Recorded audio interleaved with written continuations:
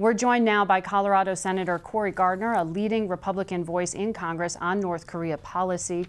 And he joins us from his family's farm equipment business in Yuma, Colorado, which is, you got tractor parts behind you there, sir. We got a lot of stuff that I used to stock in here a long, long time ago. Well, I want to ask you on the news of the moment. You and 5 other Republican senators sent a letter to the administration asking them to outline their North Korea strategy. You just heard the CIA director outline his thoughts here. Did you hear the strategy you were asking for? Well, I think what I heard him say is right, that we have found ourselves in this position because of a maximum pressure doctrine, turning away from the failed doctrine of strategic patience, and are now really crippling what was left of the North Korean economy. But what we have to hear more of is how we are going to get to those concrete, verifiable steps toward denuclearization before this meeting occurs. I've talked a lot about the diplomatic runway, the length we have left on the diplomatic runway, ways we can work with North Korea, work with China, who's enabled North Korea in many cases, to make sure that we're putting maximum pressure on them. But we have to have those steps, those real concrete steps, before this meeting occurs, because after this meeting, there's going to be very little left of that diplomatic runway. Well, so those 4 steps that the director said this administration has guaranteed that have gone farther than past administrations in his claim, those are not enough for you? Well, if you go back to 1994 to the agreed framework, you go back to 2005, North Korea has made a lot of promises, and they have reneged on every single one of those promises. And so what we have to do is to assure that we're in a different position than we were back in 94, back in 2005, back in 2007. So you want an actual freeze of the nuclear program before talks start?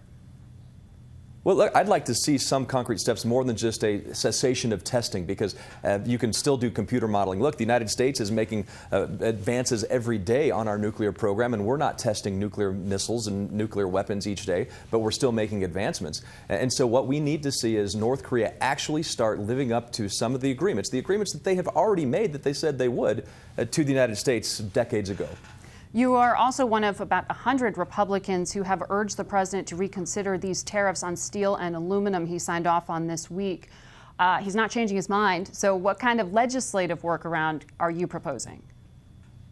Well, we have some legislative tools at our disposal. The question is, of course, how do we get that to the president for his signature? Our founders set up a system where the president has to agree with legislation that comes out of Congress. There are ways that we can narrow the framework that the president is using to increase or levy those tariffs. There are things that we can do. But I think most importantly is this: a recognition that we agree on fair trade deals, that we agree that we want the United States treated in a way that we're treating other nations. And if we can do better, then we should do better.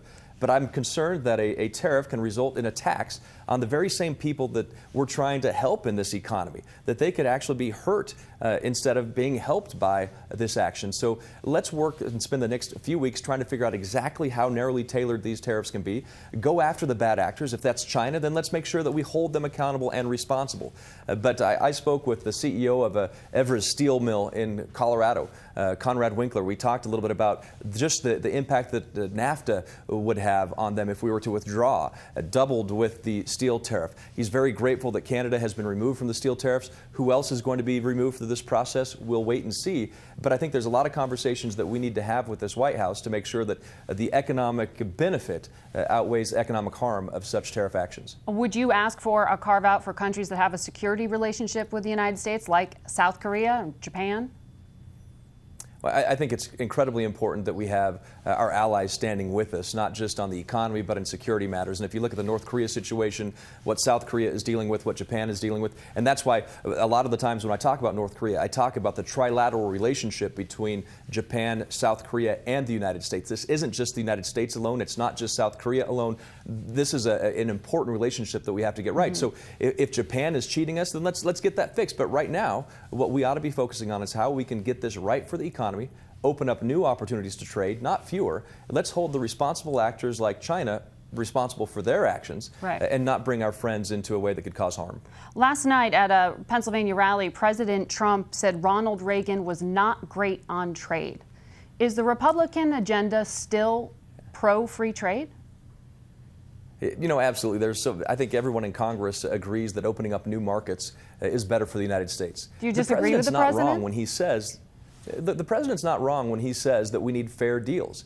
If somebody's taking advantage of us, if our markets are open and they're not paying tariffs to get into this country, but yet we turn around and have to pay tariffs to get into their country, then something's wrong with that. I think the American people understand that.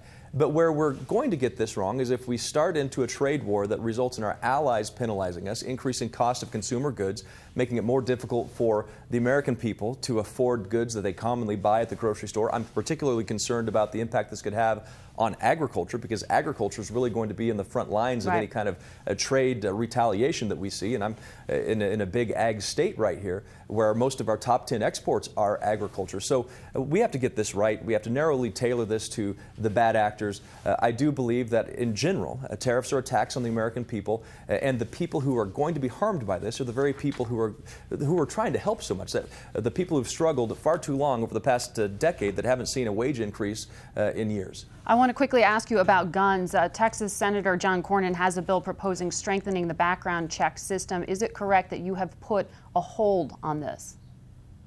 Yeah.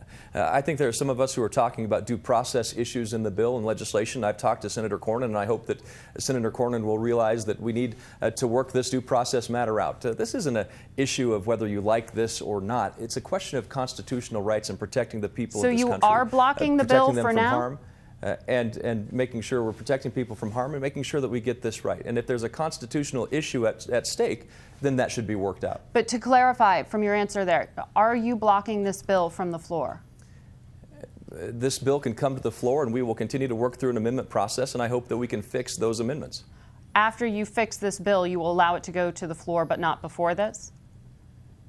Well, I think that if we can have an amendment process that works to fix due process concerns, real constitutional issues, then I hope that's something that we can do. I hope that people who support this bill are interested, like all of us, in making sure we're protecting the American people from harm.